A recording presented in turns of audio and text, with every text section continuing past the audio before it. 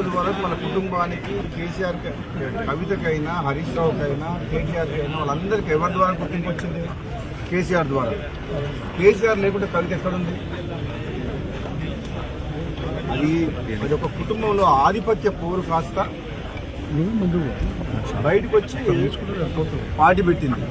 నిజంగా ఇది పెద్ద జోక్. కవిత పార్టీ, కవిత డెఫినెట్గా మొట్టమొదటి సమావేశాలని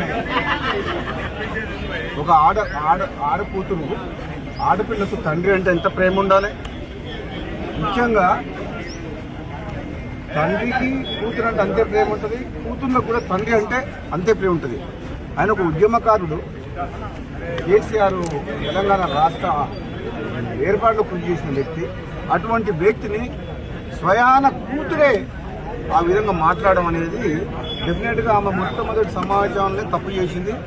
దాంతోనే తెలంగాణ ప్రజలందరూ కూడా ఆలోచించుకుంటారు ఏమని.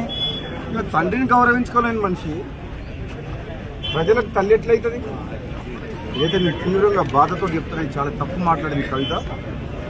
మీకు మీ అన్నతోడు కోపం ఉండొచ్చు, మీకు అధికారం కావాలని ఆశ ఉండొచ్చు, అంతేగాని దానికోసం నువ్వు ఫైట్ చేసి తప్పులేదు. కానీ నువ్వు మీ సొంత కన్న తండ్రినే ఆ మాట అనడం, నీవేదో చేస్తా తెలంగాణలో అని అంటే నువ్వు ఎవరు నమ్ముతావు? నేను అసలు యాక్చువల్గా క్లారిటీగా ఇంతవరకు మాత్రం లిక్కర్ కుంభకోణంలో క్లీన్ చిట్ ఎక్కడొచ్చింది? మద్యం కుంభకోణం విషయంలో కోర్టు ఇంకా పెండింగ్లే ఉన్నది. దానికి మంచి ఆధారాలు ఉన్నాయి. ఇప్పటికిప్పుడే మొత్తం తెలంగాణ ఉద్ధరిస్తున్నాయి. తెలంగాణ సంగతి తర్వాత కానీ మేము చాలా మంది నువ్వు తీసుకునేటోళ్ళు, కానీ ఫస్ట్ నువ్వు ఆ కేసులకి ఎట్లా బయటపడుతూ అదృష్టం ఫస్ట్.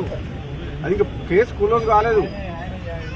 నిజంగా ఈ రాజకీయ పార్టీ పెట్టడం అంటే అంతకుముందు గతంలో ఒకసారి కేసీఆర్ అన్నట్టు పార్టీ పెట్టడం అంటే పాండవ పెట్టినట్టు అయిపోయింది. మీ దగ్గర పైసలు ఉన్నాయని చెప్పి కొంతమందిని తీసుకుపోయి ఒక ఫంక్షన్ హాల్ తీసుకొని నీకు సోషల్ మీడియాలో చేసుకొని పార్టీ డిక్లేర్ చేసి పడేసింది. అది కూడా పోయిపోయి తెలంగాణ రాష్ట్ర సేన టీఆర్ఎస్ అంట.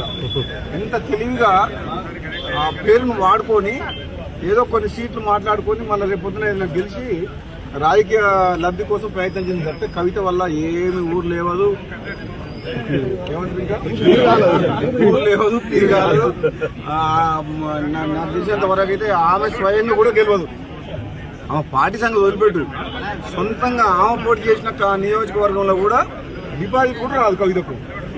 ఎందుకంటే ఆ మర్యాద పోగొట్టుకుంది. ఫస్ట్ మీటింగ్లో తండ్రిని కేసీఆర్ లాంటి వ్యక్తిని తిట్టి ఆమె ఉన్న మర్యాద పోగొట్టుకుంది.